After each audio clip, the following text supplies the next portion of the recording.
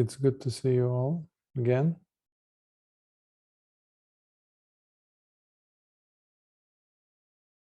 Preparing the mind before reading or listening to the suttas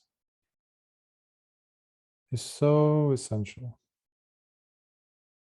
It's such a big and crucial part of the practice. Because we don't listen or read the suttas simply as a way to add more information, to apply critical thinking, rational mind working incessantly, or to promote discursive thought. Even though all of these things mentioned, they do come in and they do play a role, of course. But ultimately, as we sit to practice stilling the mind, quieting the mind, in preparation to hear the Dhamma, to receive the Dhamma,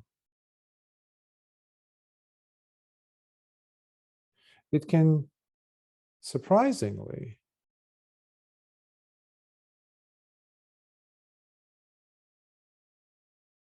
be the condition for us to destroy eons of ignorance and take those shackles off as far as attaining Sotapanna, shackles off of the lower realms, rebirth into those realms, or even a stage that is even higher than Sotapanna. So I know we live in a cynical world where many people even doubt such statements, where we see countless examples within the life of the Buddha and his disciples, and countless others who came to listen and attain the lofty states of nobility, any of the four, simply by listening to the Dhamma.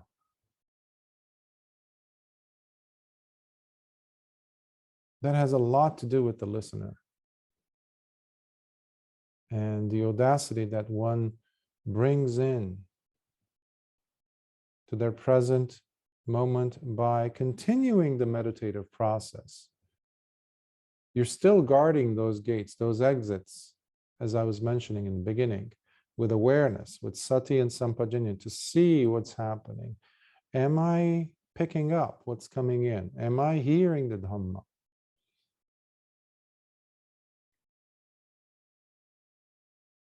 It does happen where people attain stream entry simply by listening to the Dhamma.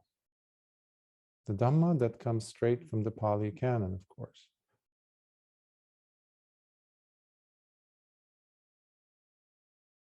Where we still have somewhat of the genuine teachings of Lord Buddha intact.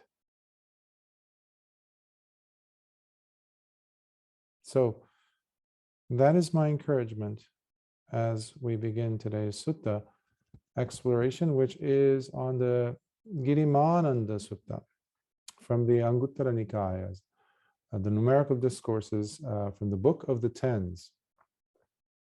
Book of the Tens. And this happens to be Sutta number 10.60. And Girimānanda is a Bhikkhu, a Venerable Girimānanda, and the story basically occurs where Venerable Ananda approaches Lord Buddha, informing him that the Venerable Girimānanda is gravely sick, is suffering with pain, and he's dealing with illness. So he comes to Lord Buddha, as typical of Venerable Ananda, to one, to inform Lord Buddha, and two, to kind of persuade Lord Buddha to go and visit him, visit the Venerable Girimānanda, and then Lord Buddha gives, well, the sutta comes right after that. Lord Buddha does not go to Girimānanda for whatever reason, but he nevertheless gives an instruction, a reminder, if you will, to Venerable Ananda in case he knew this teaching or not, but for the purpose of carrying it to Venerable Girimānanda for him to hear, and listen attentively to the teaching, now carried over with the help of Venerable Ananda, who had a photographic memory. Whatever he heard, whatever he saw, he was very good at, especially when it came to the Dhamma.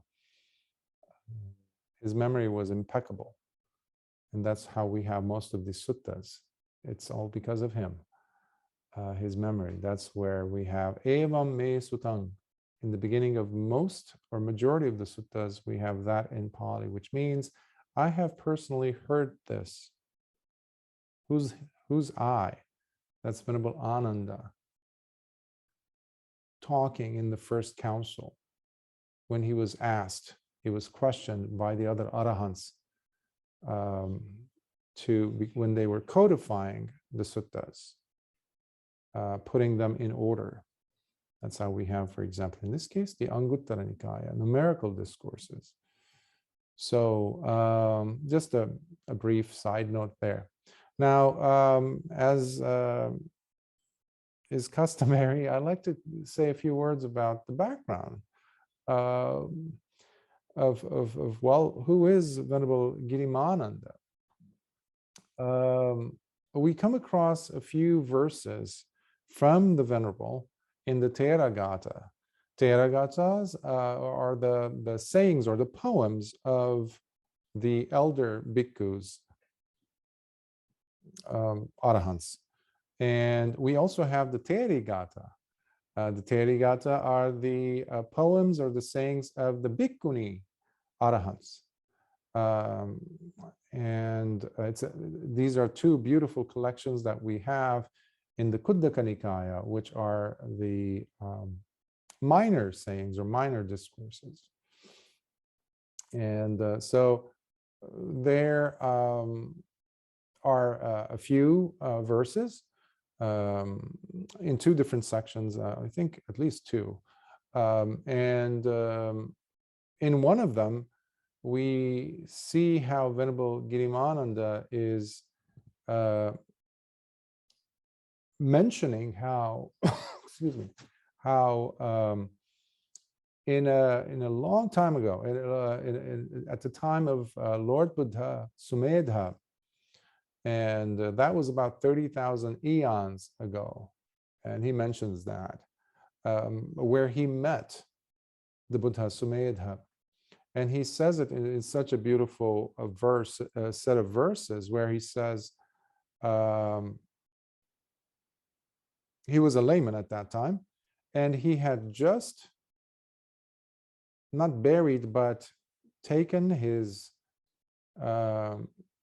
wife's body, his mother's body, his father's body, and his brother's bodies to the charnel ground. So all in one day. So we can't even begin to imagine how devastating that can be for a person. So he was completely distraught, and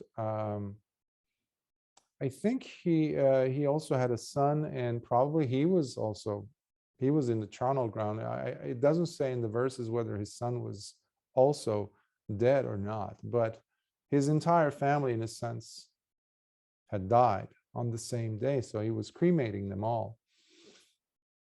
So at that moment, Lord Buddha Sumedha of that era is alive. So you can imagine how many wonderful punyas or merits he has.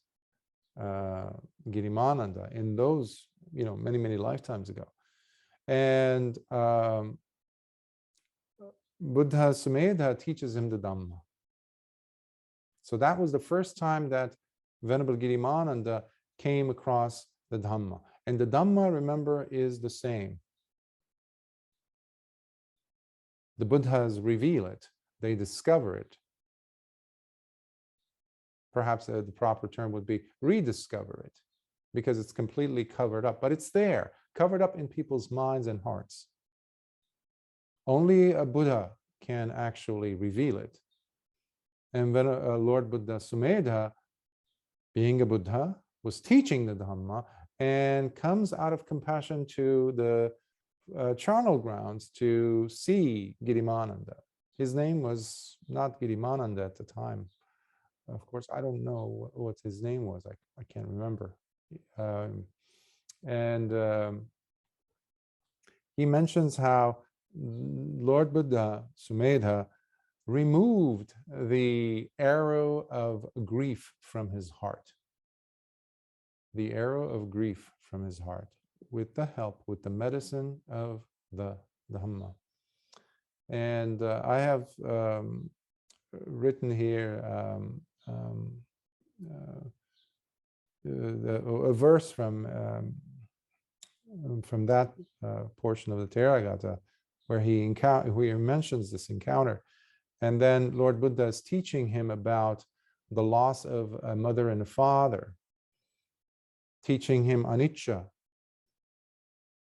via the loss, the very real experience of having lost one's loved ones, especially one's own parents. And the verse here says, just as a serpent slithers on, abandoning its worn-out skin, thus your mother and father too, their bodies are abandoned here.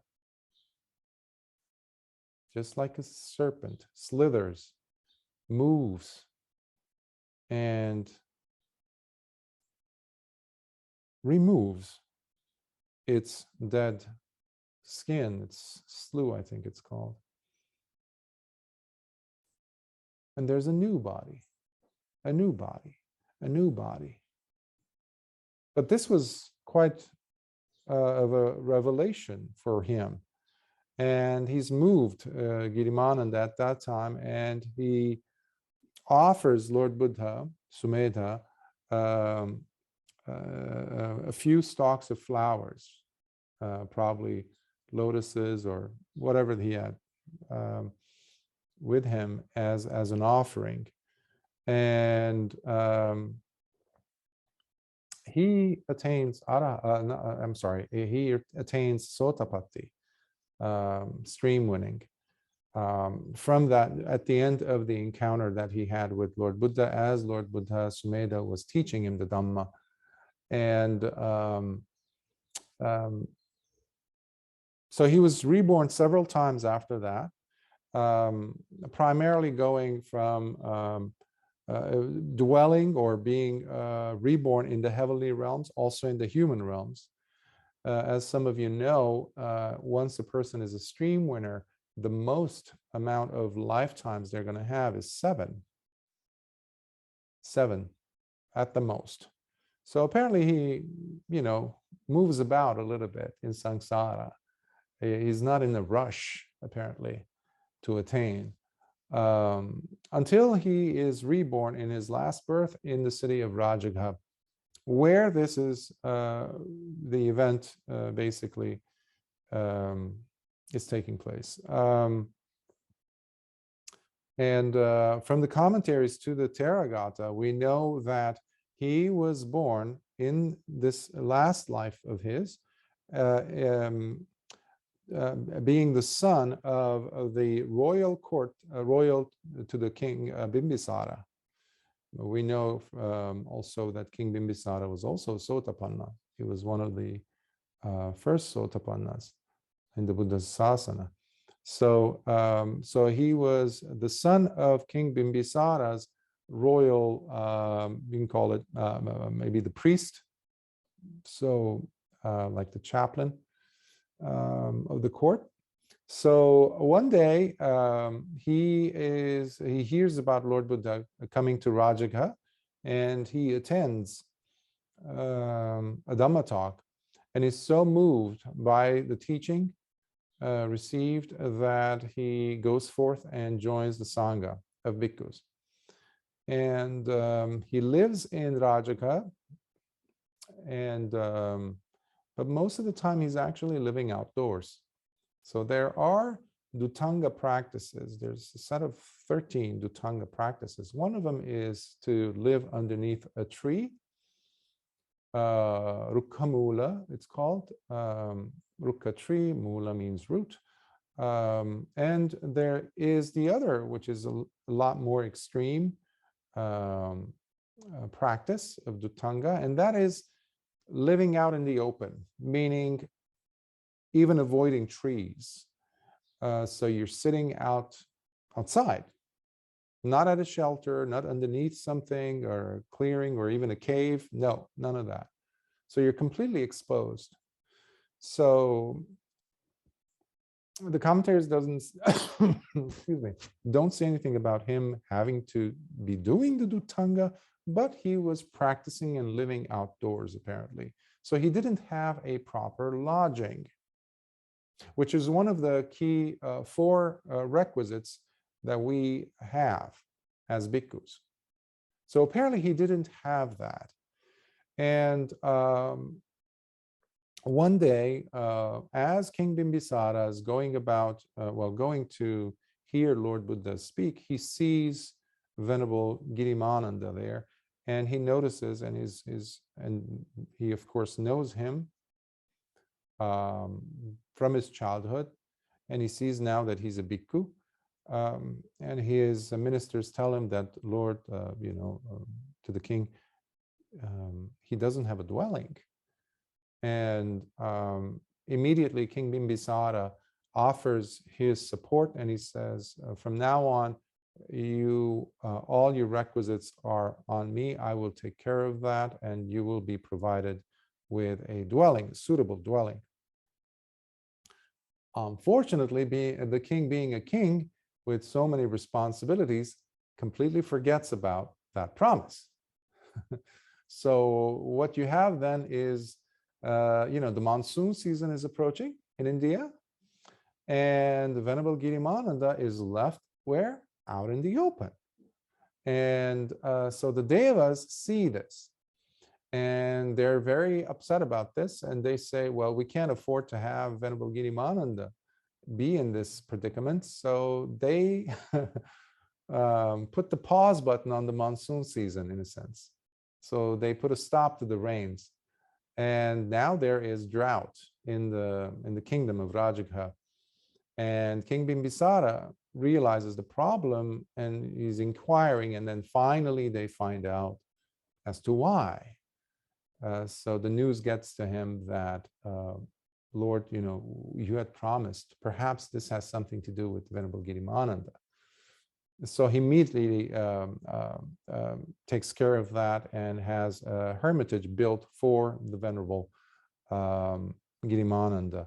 And in case you're wondering, as a bhikkhu, we have some very strict rules about going and asking for things from people, even if it's somebody promising us something, a cup of water, a piece of bread, or a bowl of rice. We cannot, unless they are related to us, that is, or they are a kappya or attendant or something like that, or fellow monastics. So you were not going to get Venerable Girimānanda going and knocking on the King Bimbisara's door saying, excuse me, you promised me some things here and the weather's changing, hello. That was never going to happen. So that's why the Devas interceded, and fortunately he was provided with the appropriate requisites. So anyhow, that's part of the background story. And at this point, of course, he has his hermitage and he is ill. And Venerable Ananda is mentioning this, bringing this to Lord Buddha's attention. So let's begin. At one time, when the Blessed One was living in the monastery offered by Anathapindika at Jetha's Grove in the city of Savatthi, the Venerable Girimānanda was gravely ill, experiencing much suffering. Venerable Girimānanda was in Rajaka, meanwhile, while Lord Buddha and Venerable Ananda were in Savatthi. It was on that occasion when Venerable Ananda approached the Blessed One and after paying homage to him, came and sat to one side and said to the Blessed One, Bhante, Venerable Girimānanda is gravely ill, experiencing much suffering. Now, it would be good if the Blessed One would go to him out of compassion. Ananda, if you remind the Bhikkhu Girimānanda of these 10 perceptions, then, on hearing these 10 perceptions, it is possible that Girimānanda Bhikkhu's illness would immediately dissipate. And what, Ananda, are these 10 perceptions? By the way, the word perception, here I chose to use perception because the word in Pali that is used here is also the same as we normally see for perception or memories, which is sanya. However, the term in English, principle, would work perhaps a little bit better in hindsight, because there is a distinction. This is not the perception that we see, let's say, as part of the 5 aggregates. It's not the same, even though in Pali it's the same word that is being used. So please bear that in mind. So here, perception is not something to do with memories as such, or purely as that. So, excuse me. What are the 10 perceptions? The perception of impermanence, the perception of the non-substantiality of a self, the perception of repulsiveness, the perception of danger, the perception of abandoning, the perception of dispassion, the perception of cessation, the perception of disenchantment towards all things belonging to the world, the perception of the impermanence of all habitual tendencies, and mindfulness of the in and out breathing. So here again with the word perception, what we are after is basically a cognitive process that needs to be involved in the person training their mind and applying whatever tools they have, whatever Dhamma they know, in the context of sitting down and engaging the mind, yes, but at the same time applying their observational skills, yes, with the help of cognition, but minus the verbal jargon, minus the mental verbalizations or discursive thinking that may ensue. So that's one of the reasons why I mentioned in the beginning, it's not a matter of just using logic and things like that, because proper understanding has a lot to do with seeing what is happening at that moment within the mind itself. So you're using the mind to know the mind. So in that sense, cognitive process, while at the same time guiding one's own behaviors and mental attitudes, if you will. So it's very engaging. It's not a heady affair, this word perception here as it's being used. So in essence, you're basically doing trench warfare or combat, hand-to-hand combat, if you will, with delusion, which especially plagues the person who is going through physical ailments. We cannot just brush off physical illnesses, and say, well, they're not as important, so I'm just attached to them. No, they do have a significance on the quality of the mind.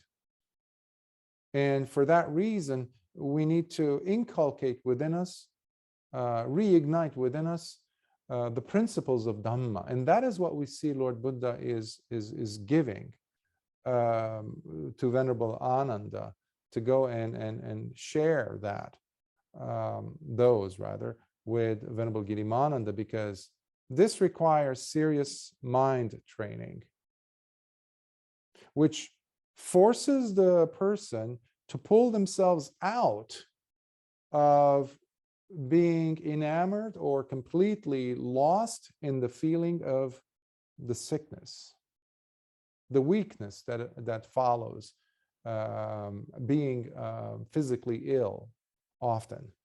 So you're basically applying vipassana on a very engaged and consistent manner. You're not leaving any room for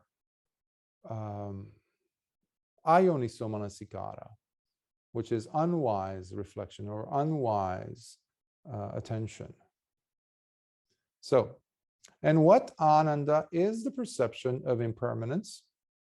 Here, Ananda, the bhikkhu, having excuse me, gone to the forest, to the root of a tree, or to an empty dwelling, reflects while being secluded from everyone. All forms are impermanent. Feelings are impermanent. Memories and thoughts are impermanent. Habitual tendencies are impermanent, and sense awareness is impermanent. In this manner, he sees impermanence in all things associated with the five grasping aggregates. Ananda, this is what is meant by the perception of impermanence. So now we're talking about the five aggregates, the five aggregates that always need to be reflected upon. And in order for us to do that, obviously, we're applying Cittanupassana and especially Dhammanupassana, the contemplation of mind states or the investigation, whether it's Dhamma Vichaya or just Sati and Sampajanya. They're all the same thing ultimately.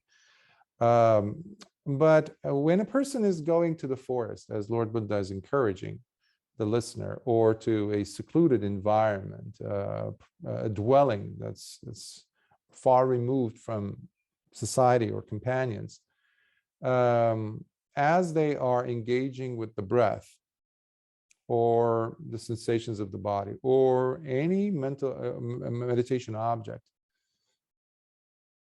you're getting a front row seat to witnessing and observing, a chance to observe all the mechanisms that are taking place in the mind, to see if you can actually identify where the glitch or glitches happen, where the sense of identification kicks in. And that's one of the reasons why the bhikkhu or the person is removing oneself from the world for that duration of time. And that's another reason why in the book of the fives, the book of the fives, Lord Buddha mentions how as the person is getting closer and closer to experiencing Magga Phala Nibbana,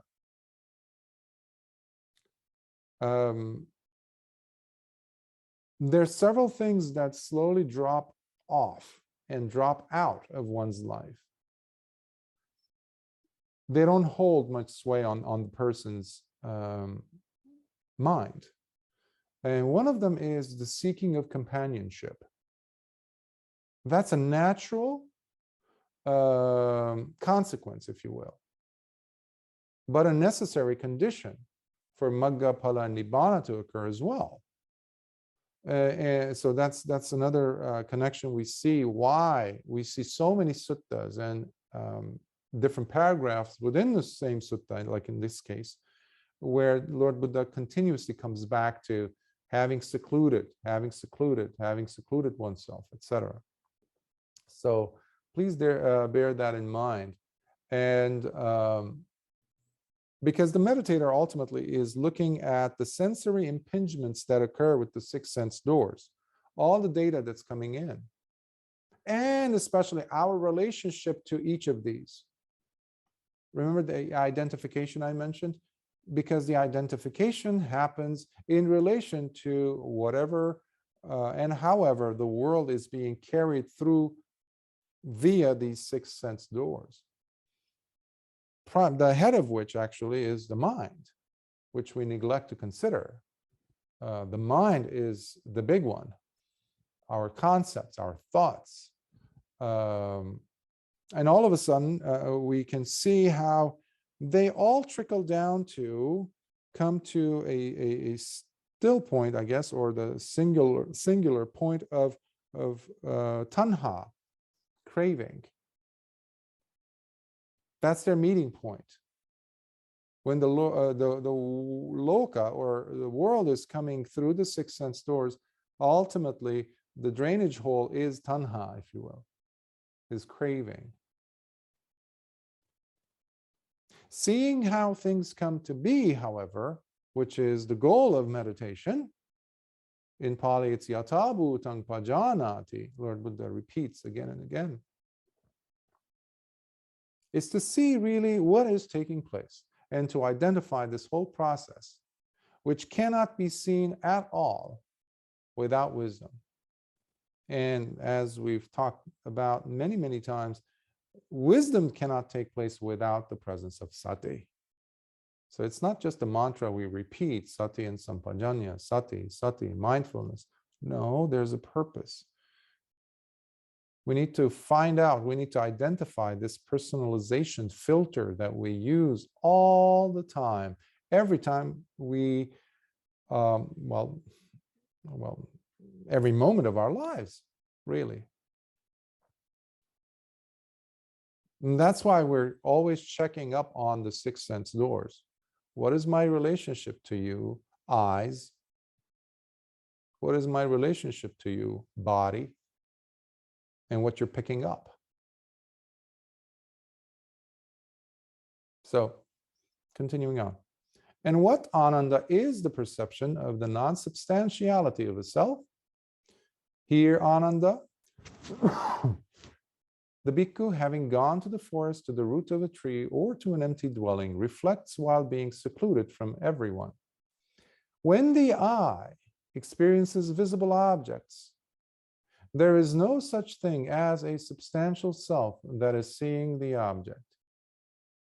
Please, if you can, just try to. I'm going to reread this because it's such a powerful statement we're hearing from Lord Buddha. When the eye experiences visible objects, there is no such thing as a substantial self that is seeing the object. When the ear experiences audible sounds, there is no such thing as a substantial self that is hearing the sound. When the nose experiences odors, there is no such thing as a substantial self that is smelling the odor. When the tongue experiences flavors, there is no such thing as a substantial self that is tasting the flavor. When the body experiences touches and tactile objects, there is no such thing as a substantial self that is touching these tactile objects. When the mind experiences mental objects and ideas, there is no such thing as a substantial self that is cognizing these thoughts and ideas. In this manner, he sees the non-substantiality of a self in all interactions taking place between the six internal and six external sense spaces. Ananda, this is what is meant by the perception of the non-substantiality of a self. Several months ago, we had, or last year, I can't remember, we talked about the Bahya Sutta.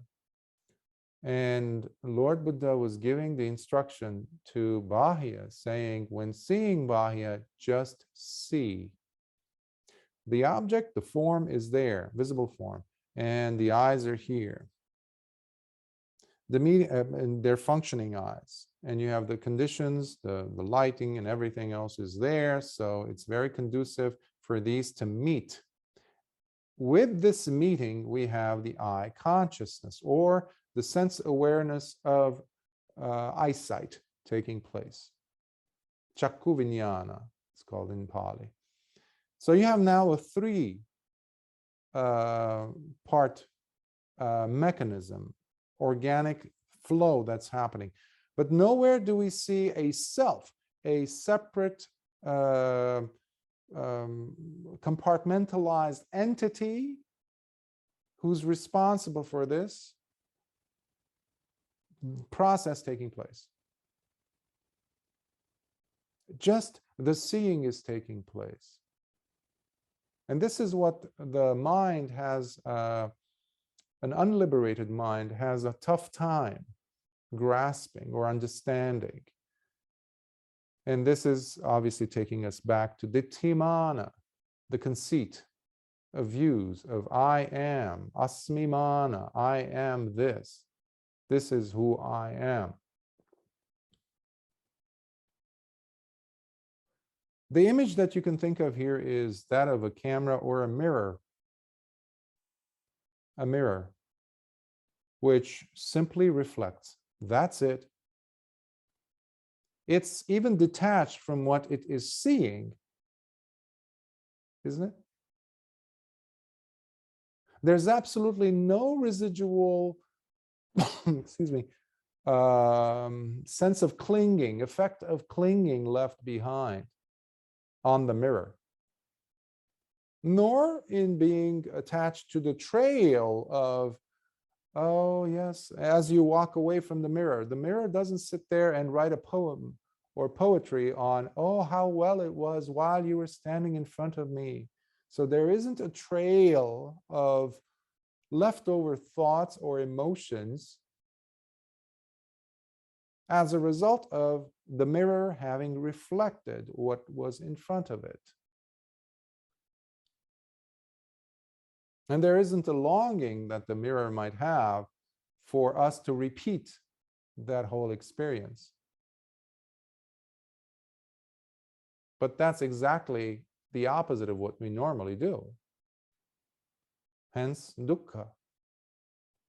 Because we want to have a trail of memories attached to it.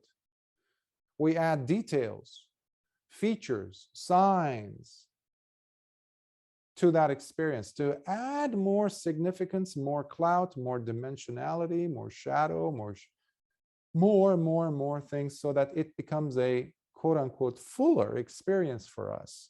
And of course, we want to repeat the whole thing if, that is, it was a pleasant experience.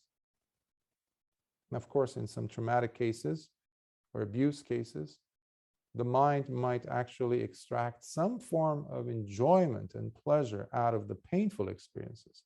But essentially, it is still in that, underneath that umbrella of terms, that also is pleasure for that person at that time, despite the fact that it produces pain. And that is another way of looking at pain and pleasure as both leading to the same thing, excuse me, which is dukkha. Dukkha.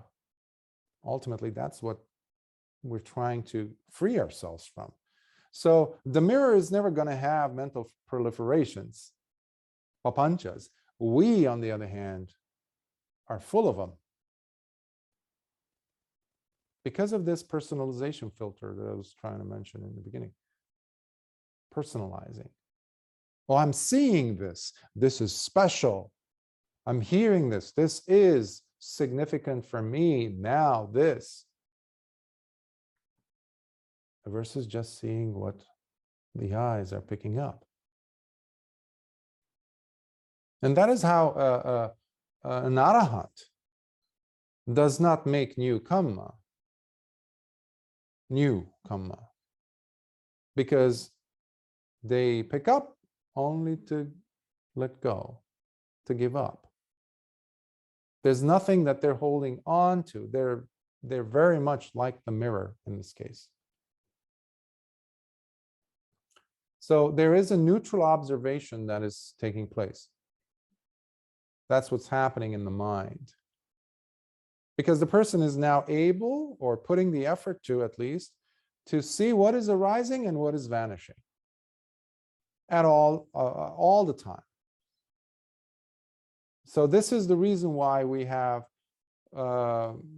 slowly the high highs and the low lows diminish until they come to a point of neutrality, because they disappear.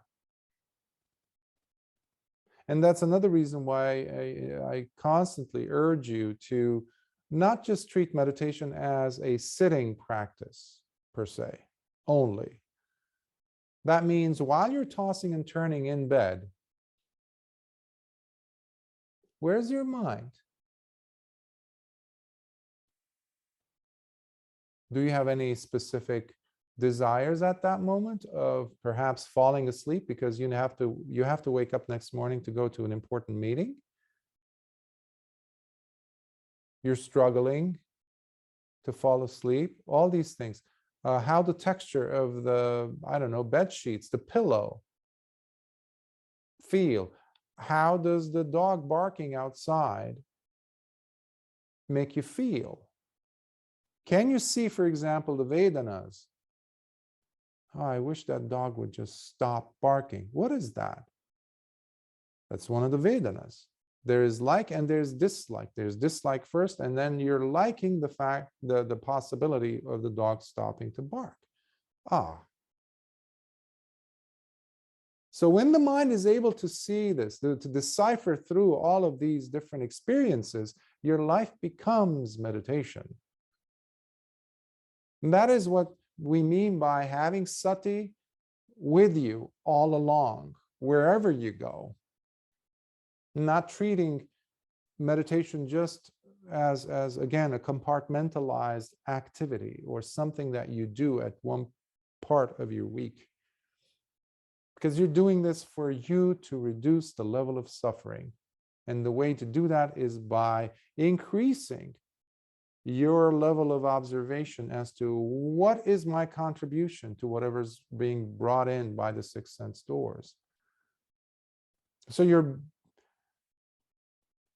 you're aware of what is genuinely taking place, what is happening now in the present moment. And also seeing your habitual tendencies towards, or sankharas, as Lord Buddha was mentioning it earlier. We stop being slaves to them, because most of the time we are slaves to our sankharas. So there's a lot going on. Even though we just say, when seeing a form, the eyes just see, and now you have the seeing consciousness, or there's a lot more going on. But just to take that can give us so much to probe and to see how it's all connected to either staying in ignorance or coming out of it with the help of the Dhamma, by developing the eyes to see what is being said here. And so thinking in that sense, or applying reflective processing, if you will, of seeing what these perceptions are, these principles, allows the mind to remove the veil, at least one of them, not to be fooled anymore. So the magic show becomes less magical. Somebody switched on the lights in the movie theater. So, and what Ananda is the perception of repulsiveness. This is Asubha. Here, Ananda, the Bhikkhu, carefully reviews and examines his physical body, seeing it wrapped up in this bag of skin, full of impurities within, while scanning it from the bottom of his feet, moving upwards, and then from the tips of his head hairs, scanning downwards as he reflects. By the way, hear the words carefully reviewing. Paccavakkati is the Pali word for it. And it's like continuously going back and forth, checking in, looking at from different angles, if you will, or looking down upon something from the top, almost like a bird's eye view of whatever it is that's taking place. In this case, it's the body. So from top to bottom, bottom up, you're checking the body to see what is it made out of.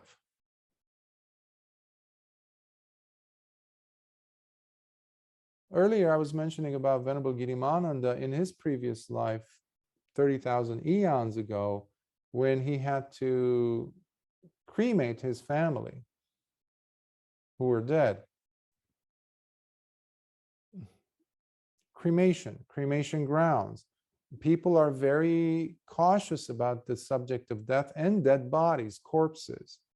It's too shocking. Why? It doesn't have to be a gruesome image necessarily, but just looking at an organ, at kidneys, for example, or at a human heart. Many people cringe. I would cringe for years as a child. I would just, ugh. I remember when I was injured, the doctors, because I had a shrapnel lodged here in my temple, on my right temple, for years. It was there for 7 years because they couldn't touch it because it was covered up with the arteries, etc. Long story. But they had taken x-rays of my skull. And my parents had the folders, those x-ray folders, or envelopes, yellow. They had them up in the closet somewhere. So I found out where they were, where it was. I was 8 years old. And when no one was around in that room, I would sneak in and because I was not allowed to touch it. Because why? Because you have the image of a skull, the x-ray of a skull. And it could be terrifying for a child, this and that, all that. So I remember how I would take one, each one out at a time and look at my skull, and I would just be touching my head on, over my skin, seeing, oh wow, cheeks, is that okay? And then I would touch gently where the shrapnel was. It's a steel piece of sharp shard of metal. So that can be shocking, yeah, but it's also revealing. I mean, isn't that examining, investigating, scrutinizing this body, if you will, to see is it really a hand, or can we look through this hand and see bones, ligaments, tendons, blood vessels, fat? Where's the hand now? That's why Lord Buddha would always encourage his meditators to look at the body in its different phases. I know in the long discourses in Dīga Nikāya, you have extensive suttas where Lord Buddha goes step by step in the different phases of transformation of the body, the dead body. Worm-infested, bloating, livid, black and bluish, etc., etc. Bones, scattered pieces of the body, etc. To be able to see the body in its different phases is a wonderful way to pull us out of our delusions. And some people might even have an issue with my usage of the word wonderful here, I know, but who cares? Anyhow, moving on. So basically here, Lord Buddha is going to list the 32 parts of the body. So he says, as the Bhikkhu reflects, in this body, there are to be found head hairs, body hairs, nails, teeth, and skin. By the way, these 5, they are given at the near the end of the upasampada ordination, full ordination of a bhikkhu by the preceptor or upajjhaya as tools for meditation. They're part of the kammatthana and kesa loma nakha danta tacho. So the preceptor encourages the bhikkhu now being ordained to, they also ask the bhikkhu questions. Do you know these? Do you know how to practice them? If they don't, then the teacher's job is to remind them of the method of practice. And they don't, well, the bhikkhu is not expected at that point to do all the 32, but the 5 are pretty poignant. If you can get a handle on one of them is already quite powerful, because they just shaved your hair. Let's say if it was, if the person is not coming from a samanera. So you still remember what your hair feels like in the palm of your hand. That's the head hair. Kesa. So also flesh, sinews, bones, bone marrow, kidneys, heart, liver, diaphragm, spleen, lungs, large intestines, small intestines, the stomach with undigested food inside. Excuse me. Feces, bile, phlegm, pus, blood, sweat, fat, tears, grease, saliva, snot, synovial fluid, and urine. In this manner, he sees the repulsiveness of this body. Ananda, this is what is meant by the perception of repulsiveness. Now, of course, if you're going to be nitpicking, you can see that the body, in fact, has a lot more than 32 parts. But in those days, that's a nice bundle of obvious body parts that people would see, at least in cremation grounds. And they also had the old Ayurvedic system of medicine. So they were quite advanced in India at that time. So these were very obvious parts of the body. So Ananda, this is what is meant by the excuse me, perception of repulsiveness, Asubha again. So the person here is reviewing the 32 parts, the constituent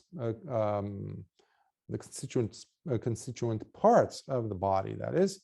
And this is why one of the reasons why I like to think of the body as a portable object of meditation. Portable. You can carry it with you wherever you go. Even if your mind is going crazy, left and right, you're completely distraught, whatever. I mentioned the hand. Can you at least look at the hand, the back of the hand, the palm? If you carefully notice, let's say, the wrist, or even gently touch it with, a finger, or you might even visually see how there is a pulsating action going on. The arteries, there's life there. So you're always using the body. Now, of course, in the case of a bhikkhu who has secluded oneself and is now probing deeper, they're going deeper, and to break down the, to break down the body into its primary 4 elements, which I think briefly we talked about. And if you take the 32 parts of the body and juxtapose the 4 primary elements, the Chatumaha Dhatu, you see that they actually fall into these 4 primary, if we have 4 columns, if, for example, these 32 parts, they will fall into these 4 elements, let's say. Again, we don't need to look at them as made up of the 4 elements, but the characteristics are extremely important for us to be taken into consideration when looking at the 32 parts. Is it fluidy? Is it liquidy? Okay, then we know that's the water element. Does it contain heat? Does it involve heat? So a blood that we have can have several different aspects of the four elements, let's say, right? So it is fluid, but at the same time, it is also warm. So you see the both elements. That's just an example.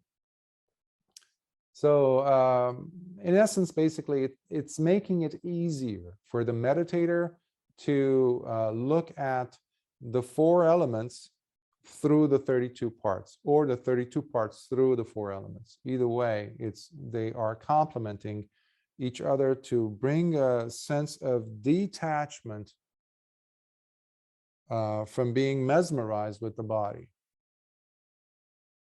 And I smile being reminded of modern day bhikkhus in some places, actually around the world, to be fair, where there is this fascination with having a fit body,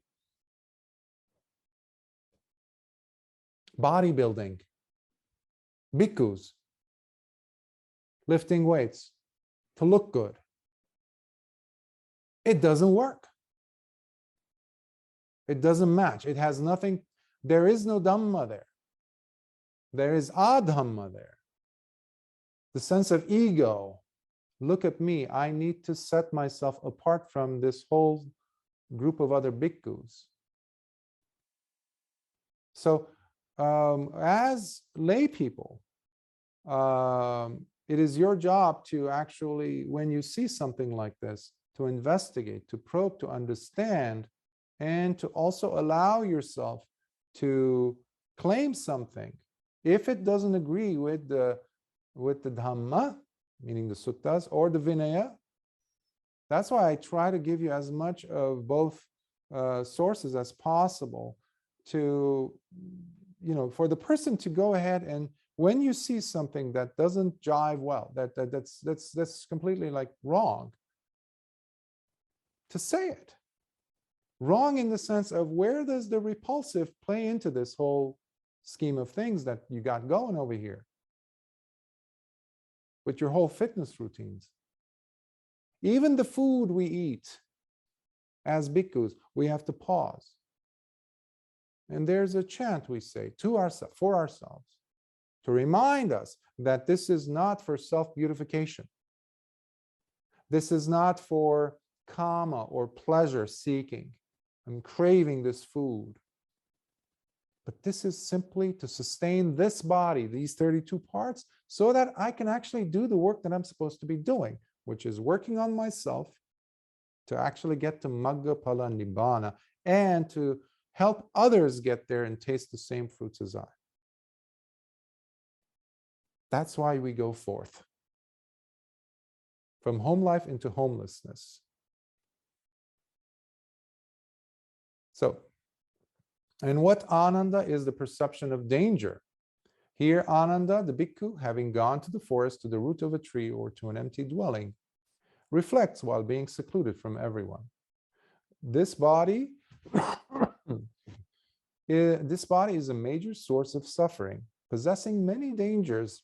Excuse me.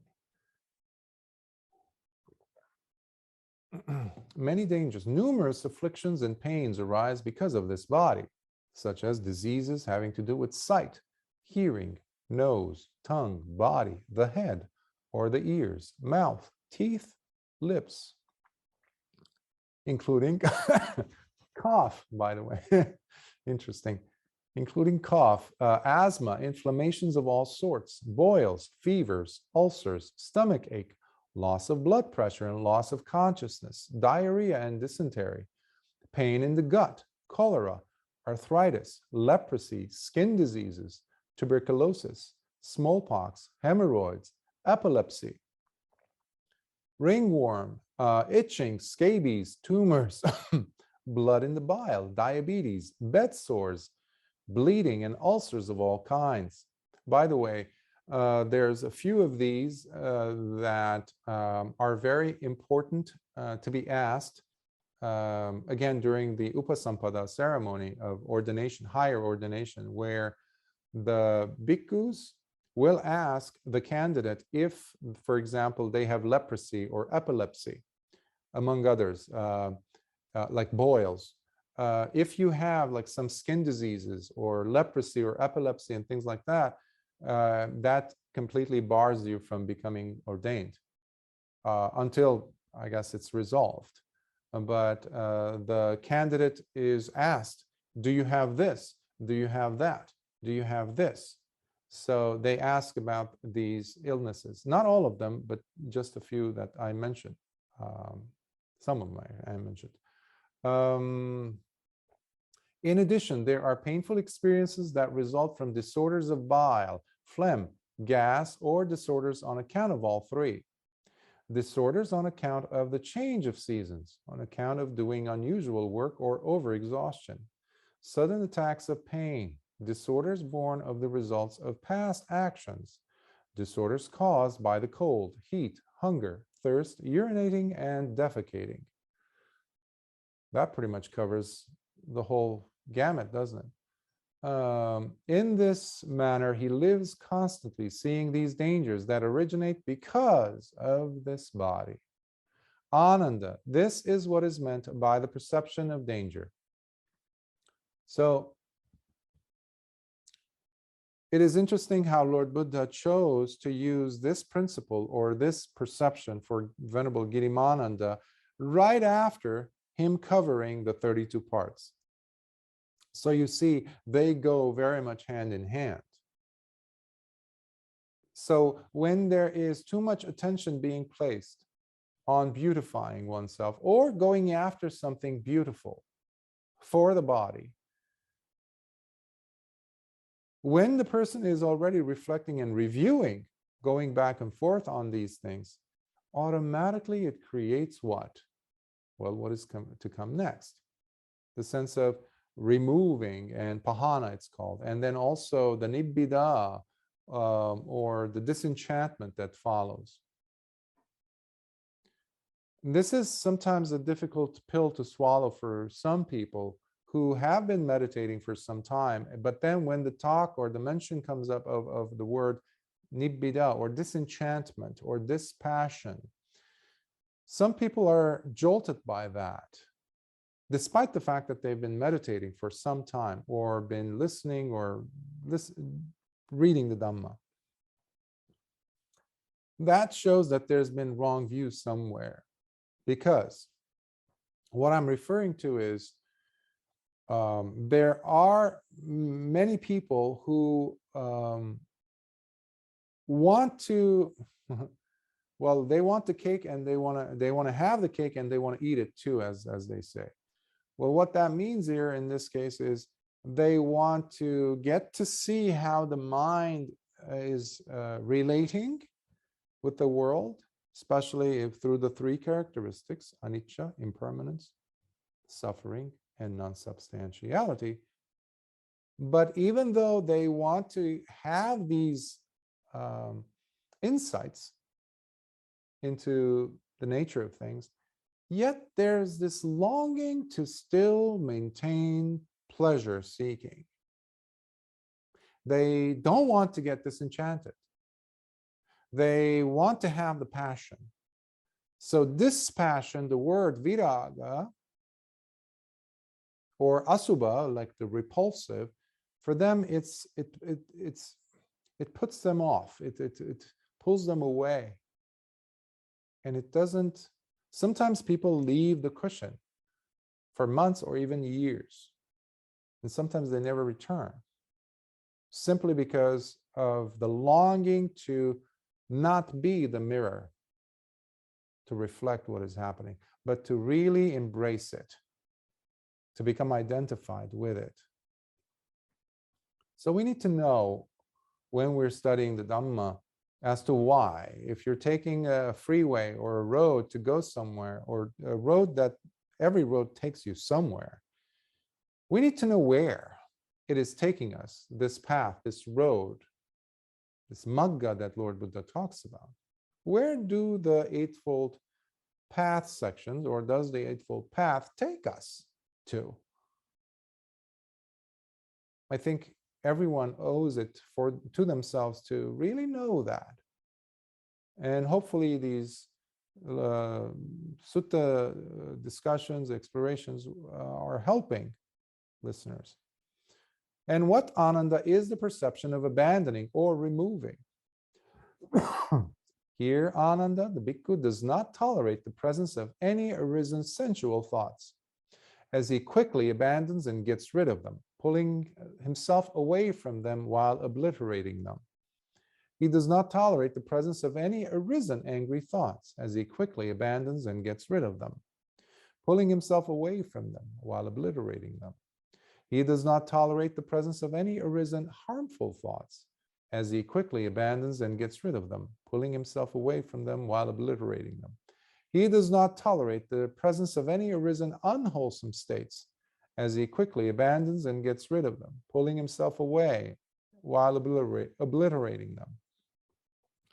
Ananda, this is what is meant by the perception of abandonment, or abandoning or removing. Here the word is pahana sanya, which is removal, abandoning something.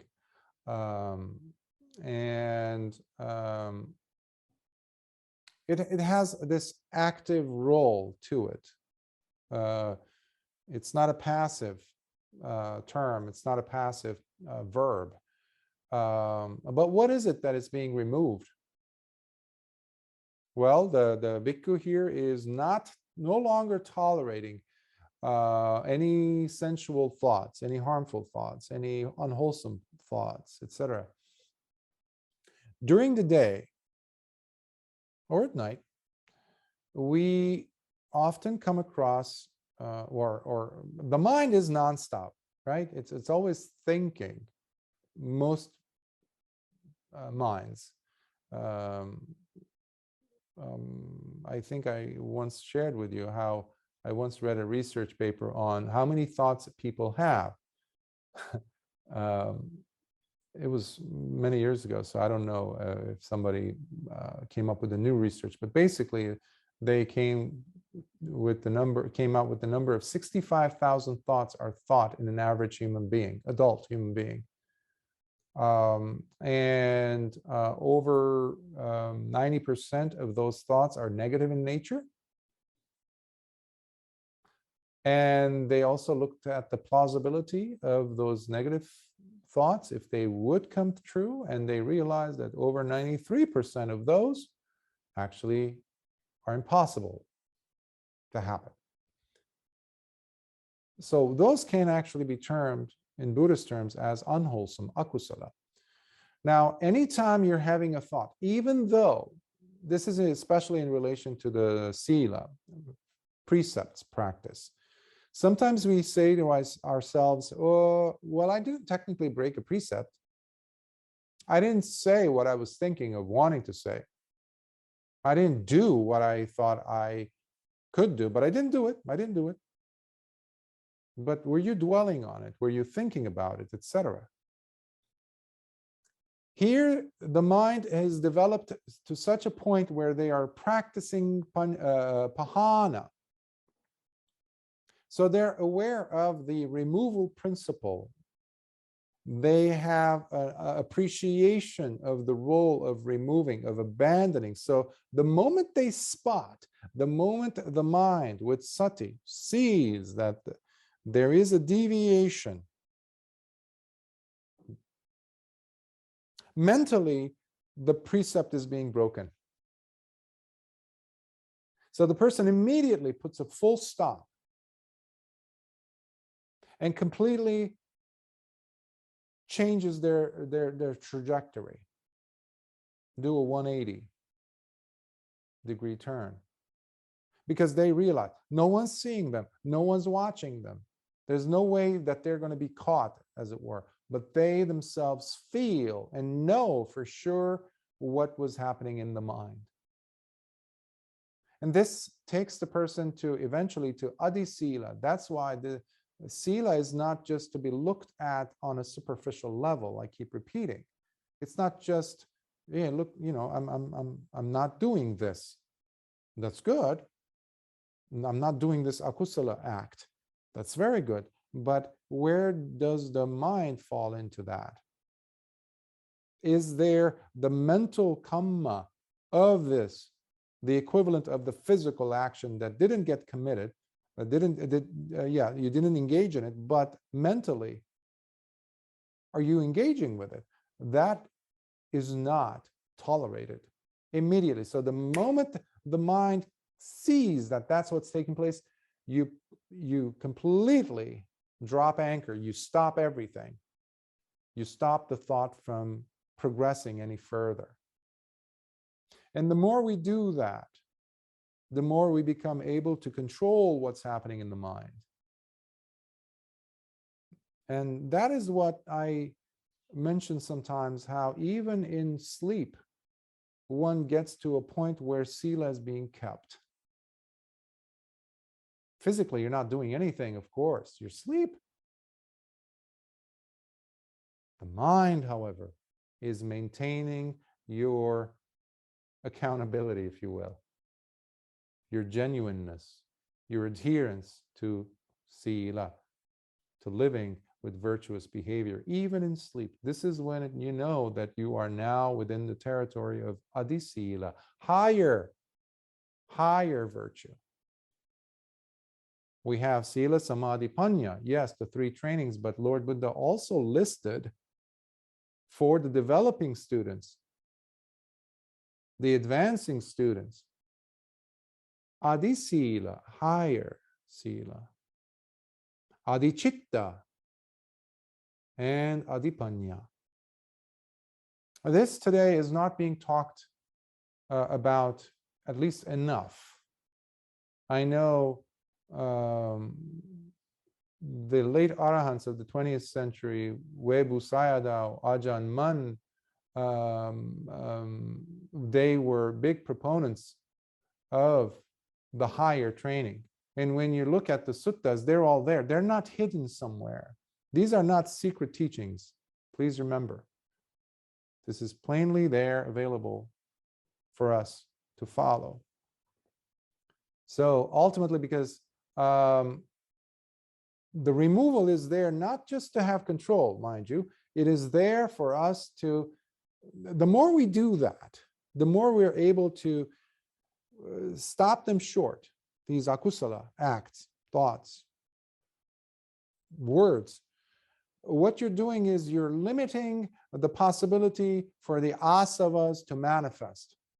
The asavas, or the mental contaminants, don't just disappear on their own suddenly.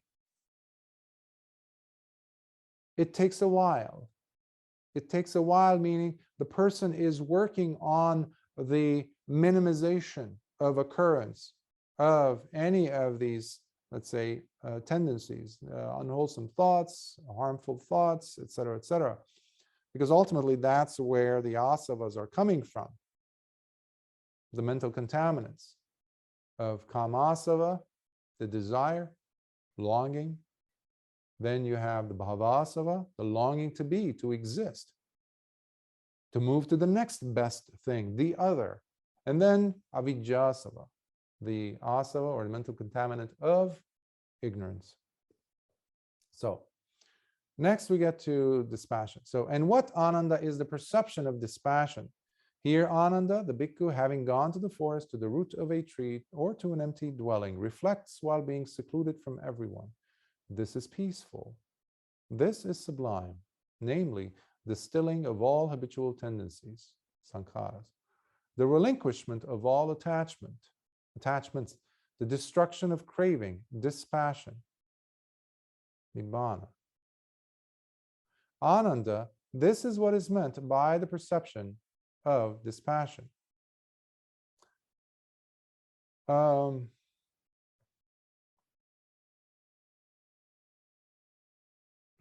Should I read the cessation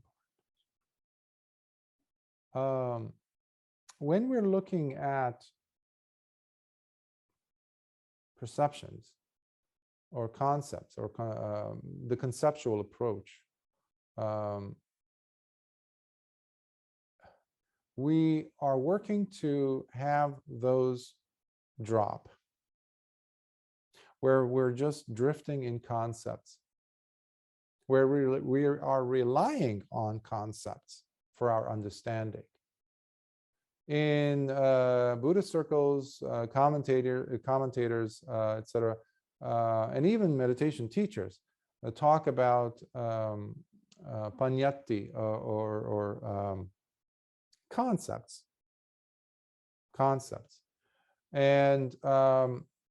and oftentimes as human beings, we develop this attachment to concepts.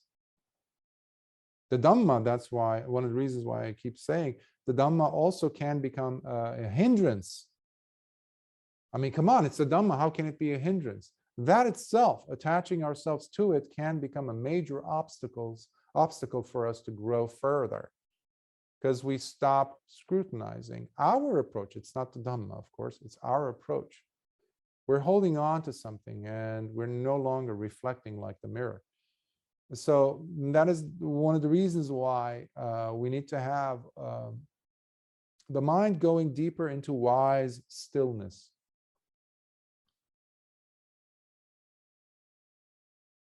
And the action portion of that, the thing which gets us to that wise stillness, is the combination of those two things, sati and sampajanya. Mindful and clearly knowing where you are at. What is the position, the situation of your mind, of your body? Are you aware of how your hands are placed? Where are they placed? Are they touching anything? Most of the time we walk around almost flailing our arms, our limbs. And the mind, forget about it. The mind is already all over the place. So when the person is saying, this is sublime, this is peaceful, this is the stilling of all sankharas, the mind has already reached that wise, still state of the mind. But it takes work. Now, concepts, of course, are not some things that we need to destroy. We're not, looking at them as our enemies. Concepts are just concepts.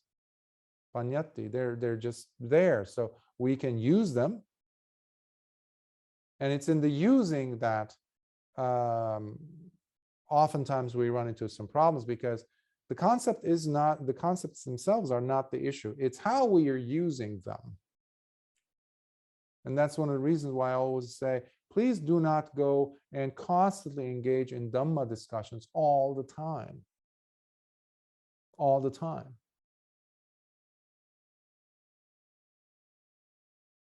A couple of years ago, I had some students who had the wonderful idea of starting a group chat on this app. And I said, sure. I mean, what is the nature of the conversation that's going to take place? And they said, Bhante, we're going to be talking about Dhamma. Any questions about the practice, this and that? And I said, perfect. Any questions on the suttas? I said, fine. Because they were going to do it under, I guess, auspices of Bhikkhu Candana or something. So they asked me, and I said, that's my thought. Those are my thoughts on the matter. And then I saw how that had become like a huddling, like a watering hole for a lot of attention to be absorbed into. That is ayoniso manasikara. But it was all done under the umbrella of Dhamma, one may argue. Yes.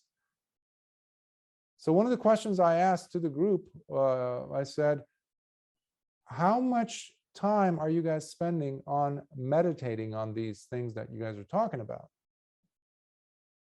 This sharing of ideas and talking on the Dhamma, about the Dhamma, even though it's extremely important, but it has a small part to play in the grand scheme of things. The grand scheme of things meaning your practice. That's one of the reasons why Lord Buddha would encourage individuals to come together once a week to talk about the Dhamma. Once a week. And for that, we have beautiful suttas. One that comes to mind is with Venerable Anuruddha, Venerable Kimbila, Venerable Nandiya, when they were living together in a small hermitage in a park somewhere in India. And they were quiet. If they really needed to communicate something's going on, they would gesture by hand, with their faces, etc., but no talking. And once every 5 days, in fact, they would come together and discuss the Dhamma. Imagine the quality of the conversation. Otherwise, if you keep talking and talking, it's just, is there substance? Is it backed up by practice? And what Ananda is the perception of cessation. Here, Ananda, the Bhikkhu, having gone to the forest, to the root of a tree, or to an empty dwelling, reflects while being secluded from everyone. This is peaceful. This is excellent, namely the stilling of all habitual tendencies, the relinquishment of all attachments, the destruction of craving, cessation, nibbana. Ananda, this is what is meant by the perception of cessation.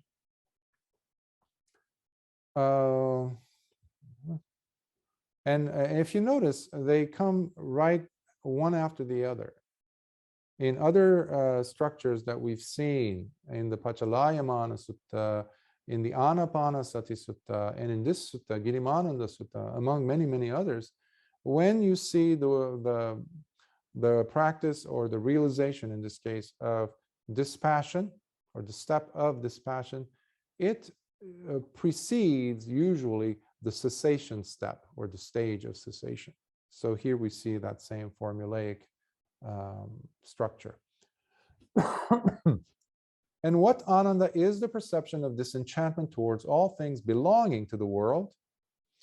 Here Ananda, the Bhikkhu, lives as he refrains from grasping onto anything, giving up all mental standpoints and fixations pertaining to all things, calming the latent tendencies, anusaya, within himself as he becomes disenchanted and releases their grip on the heart. Ananda, this is what is meant by the perception of disenchantment towards all things belonging to the world. Here, the Pali word is anabhirata, which is the same almost as nibbida, which we talked about briefly earlier. So the term is disenchantment towards the world. So you're constantly checking to see how strong of a grip does the world have on you. Slowly, slowly, you're removing that, finger by finger, if you will, from its tight, tight grip that it has on us. It could be family, it could be food, it could be one's own ideals, mental fixations, as Lord Buddha is mentioning here. It could be anything, ideas, any position that you find to be completely glued to, cemented to, is coming off. That's why we have disenchantment happen. And this is one of the reasons why, if and when a person is experiencing these things, and they go back to their familiar or people that they grew up with, whether it's their neighborhood or their families or friends or colleagues, that's not necessarily going to sit well with them, because your disenchantment will be seen as odd, to say the least. Of course, they have to translate what they're now seeing with their own worldviews and paradigms or narratives as to who you're supposed to be. Who you're supposed to be. So one has to even be detached from that, disenchanted from others' reactions, even one's own loved ones, relatives, friends. Because this is what we mean by personality development. It cannot happen. Personality development cannot happen without disenchantment and dispassion taking place in the heart. You're not developing some psychic skills and we're calling that personality development. Absolutely not. This is alchemy, truest sense of alchemy taking place. The lead has or is turning into 24-karat gold. And the gold is you. Many people who saw you as nothing more than a piece of lead are not going to like that, or they're going to have a hard time negotiating that reality. And what Ananda is the perception of the impermanence of all habitual tendencies. Here, Ananda, the bhikkhu, is repulsed, embarrassed, and disgusted by all the habitual tendencies that may still linger within the heart. Ananda, this is what is meant by the perception of the impermanence of all habitual tendencies. So if the person is or has had addictions, and we all have, if we're not awakened, we have some addiction in the way I see it.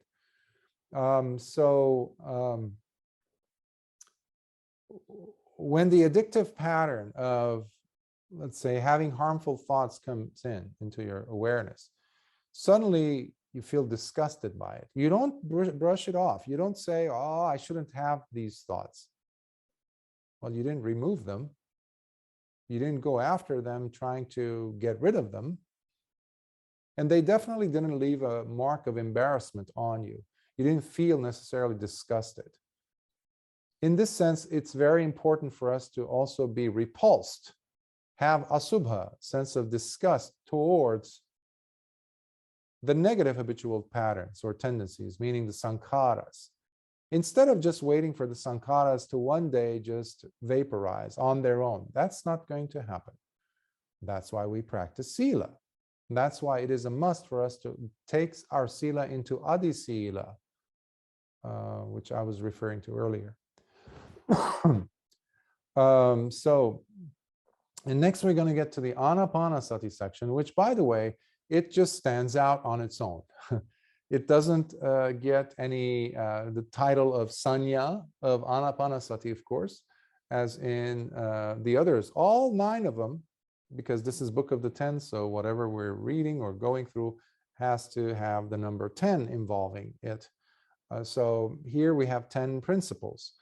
And the 10th one is the Anapanasati. The 9 were perceptions, so they're recognized as such. So, so yeah, I just wanted to mention that in case you noticed.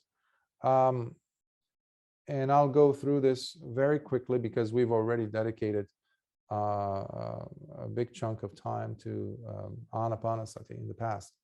And listeners could go and check those recordings. And what Ananda is mindfulness of the in and out breathing. Here, Ananda, the bhikkhu, by going to the forest or sitting at the root of a tree or in an empty dwelling, folds his legs together, keeping his body straight, and brings his awareness inwards and rests it upon the breath as it flows in and out. Thus, he mindfully breathes in and mindfully breathes out.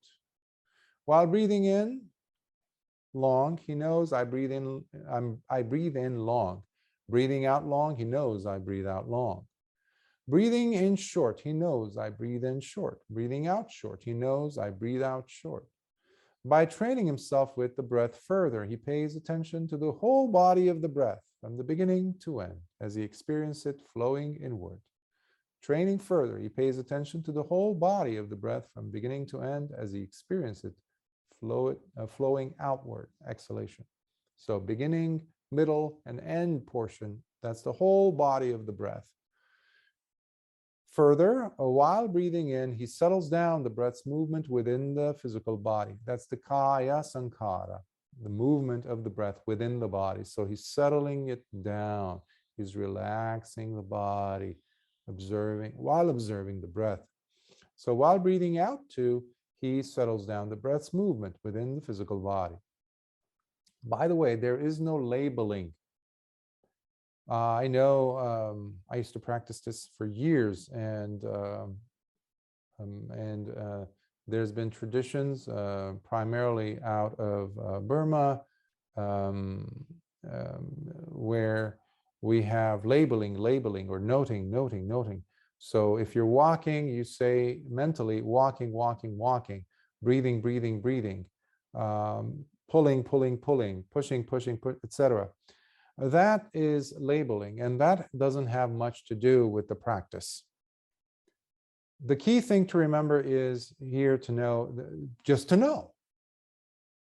Am I pushing? Am I pulling? Am I breathing in long? Am I breathing out short? Etc. So that the labeling part was a much later addition, and thanks to the commentators, of course. There's nowhere in the suttas that you see, I've never come across any where there is importance laid, or even a mention of note, always label, because that's adding more work for the mind, unnecessary, redundant, because we already know if I'm sipping, if I'm moving something. And here we can remember again Bahya Sutta, where Lord Buddha was instructing him, when seeing Bahya, just see like a mirror. You're not saying, I'm seeing, I'm hearing. No. You know that there's a sound coming. Now, I also understand why the commentators might have used the labeling part, because it detaches you from adding or falling into the storyline. And that is important, yes. But you can do that without the labeling part. Meaning, if you're hearing a sound, you're not going out to the sound to examine its features, to add layers, to flesh it out, to add, oh, this is my neighbor's voice. Oh, he's talking over the phone with someone. Wait a minute. Oh, he's talking to his son overseas. We're gone off the reservation. That's not hearing anymore. The sound.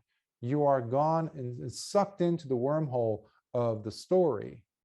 You're gone into the deep end of signs and features. That is not sati or satipatthana. That's not that. That's not the practice. We need to know what is taking place without the need for us to use any extra cognitive crutches, for example, or stories to be added, meaning papanchas, mental proliferations to be added. We don't need to do any of that, because the eyes are picking up a lot of information. I can see the thing. I don't need to add anything, because adding involves desires. Especially adding involves craving. Subtracting, the same thing. Basically, we're talking about the two different types of feeling, right? Pleasurable and painful. I'm subtracting things that I don't want. Oh, the sound in the morning was just beautiful with just a few birds. But then I hear this rooster come on, or the dogs. Ah, that messed up the whole scene for me. So now I'm no longer hearing or listening, because now I'm completely separated from the fresh genuineness of the true experience as it is playing out. So we need to have the absence of mental verbalization, the narrative, the chit-chat, the monologue that keeps going on. So when you're practicing satipatthana, you are actually knowing without the usage of words, whether vocal or subvocal. Subvocal means mentally saying it. Walking. No. That just deviates you from the practice. We're simply going to be conscious of what is taking place. That's yata bhutang prajanati. As it is, as the case is with well, as the case is with the next tetrad that's coming up, we're looking at what is happening to the mind. What is happening to the mind, especially when we're going into the jhanas in this case. Now we're on steps 5 through 8, the second tetrad of the Anapanasati. Remember, it has 16 steps. or 4 tetrads. Training himself further, while breathing in, he is sensitive to experiencing joy. And while breathing out too, he is sensitive to experiencing joy. Training himself further, while breathing in, he is sensitive to experiencing gladness. And while breathing out too, he is sensitive to experiencing gladness. So you're feeling completely tranquil. Training himself further, while breathing in, he becomes sensitive to his thoughts and feelings. And while breathing out too, he becomes sensitive to his thoughts and feelings. And here, thoughts and feelings, we're talking about the citta sankharas, the mind or mental habitual tendencies or mental formations. Other translators have used a lot. Training himself. So now you're sensitive to, you know, the citta sankhara, you know their presence, you know if there's conceptual fabrications going on, and you know you're very alert to the feelings portion, maybe the goosebumps that are happening, the goose flesh that are happening because of the jhanic factors, like joy. So now, in the last portion of the second tetrad, we see Lord Buddha saying, training himself further, while breathing in, he quiets down his thoughts and feelings, even those, bringing them to complete stillness. And while breathing out too, he continues quieting down his thoughts and feelings, bringing them to complete stillness, because you're moving now to equanimity, to upekkha. And while we're having upekkha, at that level, which means we're on the 4th jhana, then it means there isn't that connection or like bumps or goose flesh that we're aware of. So there isn't that taking place any further, because you calm the mind down to such a level of stillness. So training himself further, now we're in the 3rd tetrad. While breathing in, he is sensitive to the heart. And while breathing out too, he is sensitive to the heart. Last time I was mentioning it, the mind. But I feel much more comfortable in using the word heart here. And now, heart is not the physical organ that we have near the center of the chest. The Lord Buddha is talking about chitta or ceto, and he has a wonderful term that he uses for awakening. Among many, many, many phrases that he's used, the one that's close to my heart again is akuppa ceto vimutti, the unshakable release or liberation of the heart, or the imperturbable serenity of the heart. And so mind, when it has feeling tones to it, if you will, when we're talking about the intuitive mind, we don't necessarily see the word mano used, which is used elsewhere, but not when it comes to this sutta and many other suttas, when Lord Buddha is referring to the heart mind, if you will. And let's not forget, there are many thousands of neurons in and around the heart. So that was a lovely discovery that science brings to us. Training himself further, while breathing in, he gladdens the heart. And while breathing out too, he continues gladdening the heart.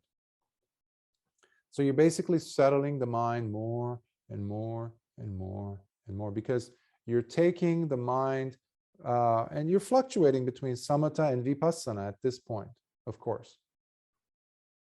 But that's going to change when we get to the 4th tetrad, which is exclusively dedicated to vipassana. Training himself further, he breathes in while stabilizing the heart in samadhi, steadying it. And while breathing out too, he continues stabilizing the heart in samadhi, steadying it. Training himself further, he breathes in while releasing the heart, liberating the heart, or liberating the mind, if you will. And while breathing out too, he continues releasing the heart. Also, something to take note of is that many commentators, or at least some of them, have concluded that the Anapanasati practice is especially useful for those who are more inclined towards being like intellectual types, if you will, who like to analyze, have a love affair with argumentation and things like that. So Anapanasati can slowly, as you noticed, how there is less and less reliance and pulling away from the chitta sankharas. Well, that's where you have all the thoughts. But we're walking away from thoughts and feelings. Now, what do we have left for us to argue about? Nothing, because all you have now is the breath going in and coming out. So for that reason, I don't know if this is true. I haven't read it anywhere in the suttas. I heard once from one teacher years ago, where they said something along the lines of, the Buddha never debated with anyone. He never cared for debating, and oftentimes he would turn them away. Rarely do you see debates happen, but compared to the hundreds of thousands of encounters he'd had with listeners. But what they were saying was this. One time, some very well-known philosopher, somebody who's a master at rhetoric and argumentation, shows up and says, I'm here to debate with you, Gautama. And Lord Buddha points to one of the trees and he says, go and sit there and watch your breath for a few months. Then I'll debate with you. Because the person is so arrogant and so full of conceit, and he's thinking that he's the best in India, and India had some of the best, if not the best, philosophers in ancient times. He goes and sits there for a few months. And actually, before he sits there, he looks over and he recognizes another very well-known, once upon a time philosopher, friend of his. And that person opens his eyes and starts smiling at him, this philosopher, who's about to go and sit under the tree, waiting for his time to debate. And he says, why are you smiling? And he says, you'll know. I also came to debate, and now I'm a bhikkhu in this sasana. Why? Because the person has walked away from being lost, being a captive to one's own papanchas. Remember, concepts inevitably take us to papanchas, so long as the mind is not liberated. There's no ifs and buts about that either. So using the breath is wonderful because it can bring the person back to the body. And the body has so much to teach us. So many of these principles that we covered today deal with the body, right? The repulsive, seeing anicca even, suffering, and also the 32 parts of the body, all these. So we're looking to experience the Dhamma through direct experience, and that is only done by the individual. And it's very much like eating or taking medicine. No one can take medicine for us and help us be cured. Similarly, no one can satiate our hunger by them eating and us still starving. So that's one of the reasons why it's so hard for so many people to just follow some routines and taste the Dhamma. And that's another reason why Lord Buddha hesitated to teach when he became Samma Sambuddha, a fully self-awakened Buddha. He saw the Dhamma and he said, this is too much for most people to understand. Because everybody's a believer, everybody's a follower, everybody is, well, people are not curious enough to probe, to understand, to question, Now today in the world, we have forgotten that art. Healthy questioning is wonderful. It tells us where our feet are, for one, where we stand, and especially where we stand in the Dhamma. And debating is never going to get us to the Dhamma. Argumentation is never going to get us to the Dhamma. So it can only be known by us and through direct experience. Basically, that's why we have the wonderful term for the Dhamma at the end of the qualifiers for the Dhamma. When we say iti piso, etc., for the Dhamma, we have at the end pacchatang veditabo vinyuhi, to be realized, to be experienced by the wise for themselves. That's who the Dhamma is for. Dhamma is not for everyone. So, and we don't need to dumb down the Dhamma in order for it to be palatable for everyone. Such modes of, integration, this and that, have nothing to do with keeping the Dhamma authentic. It's selling out. And many teachers out there are just doing that, and they've been doing that for decades. So, but that's doing so much disservice to the Dhamma. And by you being or exposing yourselves to the Dhamma through practice and through proper going back to the Pali Nikāyas, the suttas, you're actually counteracting that. So just a few words for me to share with you. So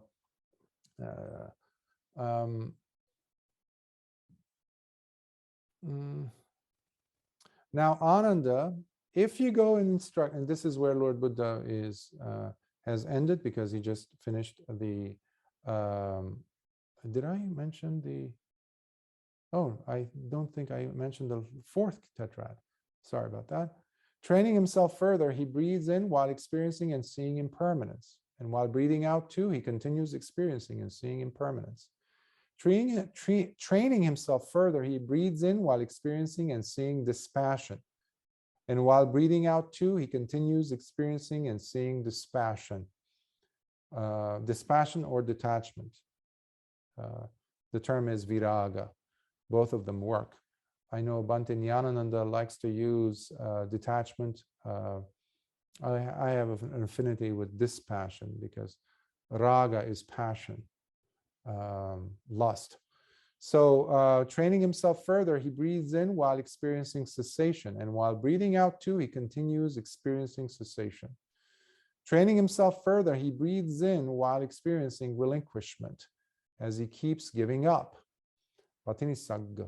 And while breathing out too, he continues experiencing relinquishment as he keeps giving up. This last tetrad, the 4 steps of it, are exclusively taking place with the help of pure vipassana, because we've been working on purifying, calming, stilling the mind enough so that now it's so sharp that it can penetrate through and see anicca for what it is. Not a concept, but it is in your DNA. You know it, you see it, no convincing involved.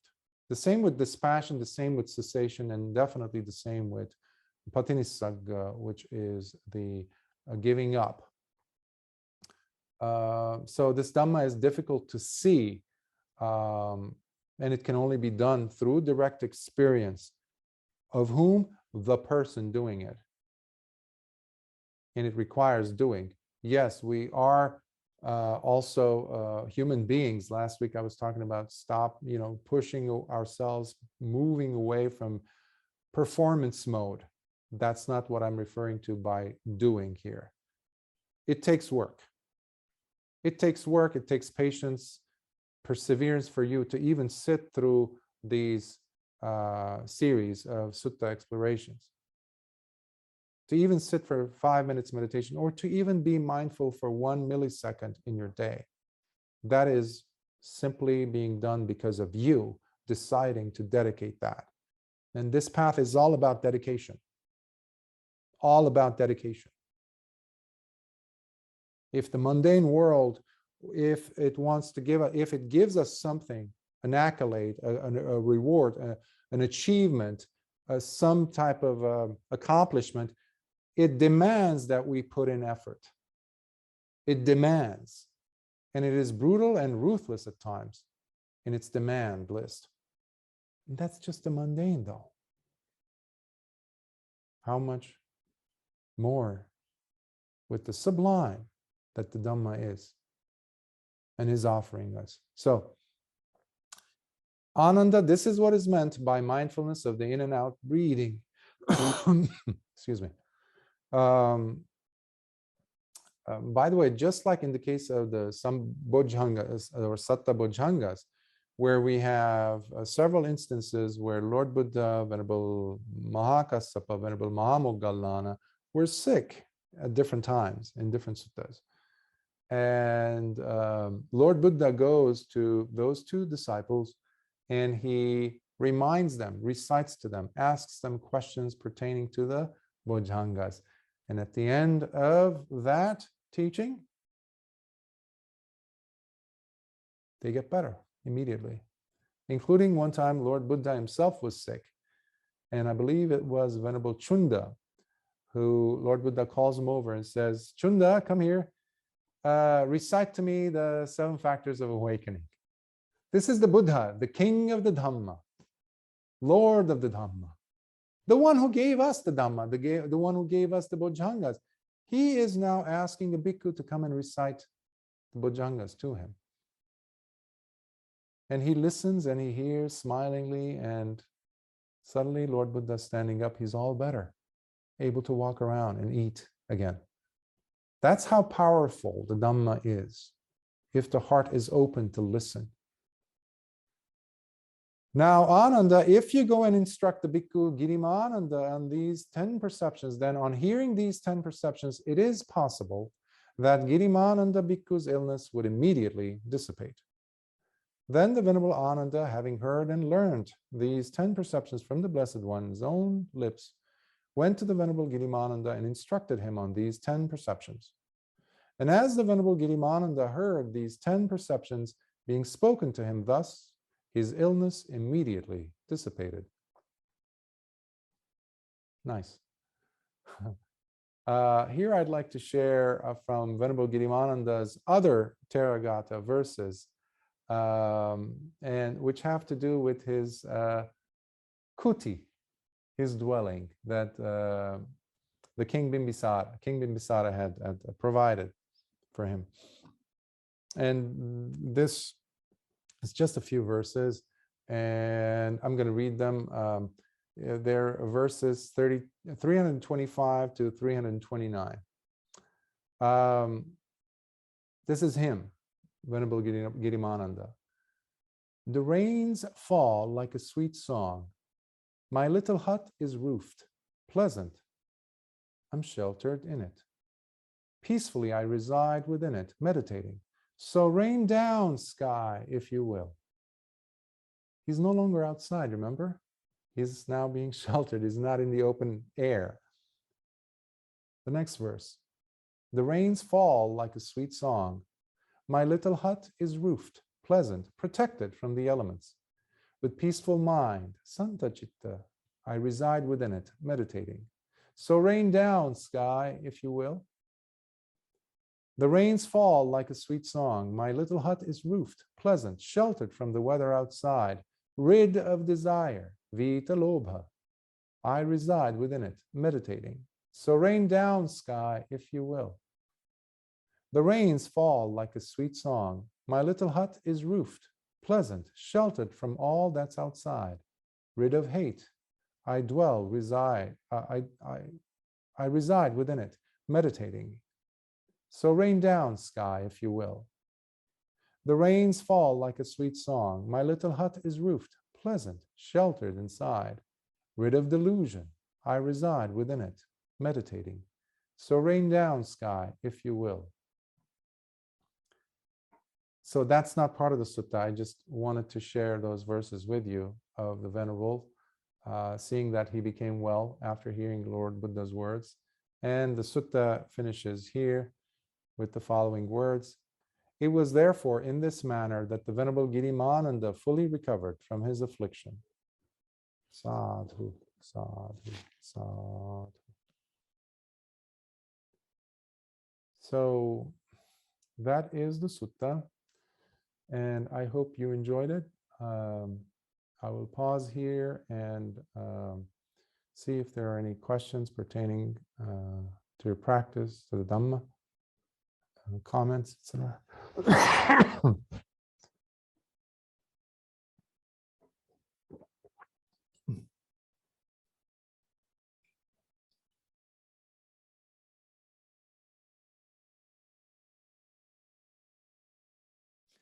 It is a sutta that is not often explored, at least in the West. It is part of the paritta chants that we do. Parittas are the protective chants that you normally would see at Buddhist temples, but often most people have no connection in their mind as to who Venerable Girimānanda is and was, what was the story, and it just says that it is good for removal of disease or illnesses. But it's good to actually now see it within a context, see how powerful it is.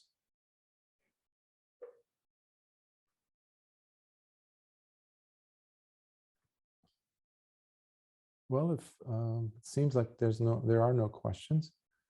If there are, if you have questions that you want to present it in a private setting, way, please do send them my way, and I'll do my best to respond. On a side note, I was able to finally finish narrating and then recording and then uploading it to YouTube, the audiobook of my audio version of the book, book that I had written a few years ago on Buddhist meditation and lifestyle, a return to the source. I had to revise and update it because I discovered some errors, some typos and things like that, which I fixed it while I was narrating it. I didn't realize it was going to come out to be 7.5 hours. So it's there. Please, if you have a difficulty reading, I know it's difficult with many of your schedules. One of the reasons is for you to be able to listen to it instead of having to go through the pages. And so that can also be helpful to your practice. So that's uploaded now as well. So, sorry. Next week, we'll resume our sitting, the 2-hour sitting. And I believe the next sutta, which is to come in 2 weeks, will be Saupadisesa Sutta. So with residues remaining. That's the title, I think. Dhammadina will, once I send it to her, she'll provide you with the attachment of the sutta. So let us share some merits. May suffering ones be suffering free and the fear-struck fearless be. May the grieving shed all grief and may all beings find health relief. May all beings share in these merits that we have thus acquired for the acquisition of all kinds of wholesome happiness. May beings inhabiting space and earth, devas and nagas of mighty power share in these merits. May they long protect the Buddha's dispensation. Sadhu, sadhu, sadhu. Be well. Practice. Practice. Do it. Don't try.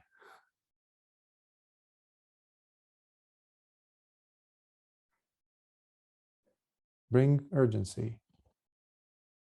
Bring urgency. If something was caught in your eye, it demands your urgency. You don't waste time. You do your best to remove it. Everything else becomes secondary. Fortunately for us, we don't have to make everything secondary if we're engaged in life, when we're doing work with the Dhamma. All we need to bring in is the sense of urgency to be present. That's urgency.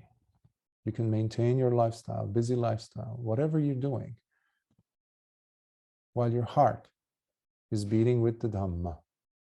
That is where the deathless resides. That is also where the kileshas reside, the defilements. But that is also where Nibbana will take place in the mind.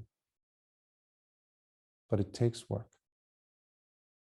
So may your work produce fruits, whereby you find yourself becoming more and more like the mirror, smiling back. So be well, and I'll see you next week. Blessings of the Triple Gem be upon you and your loved ones. Sukhi hotu.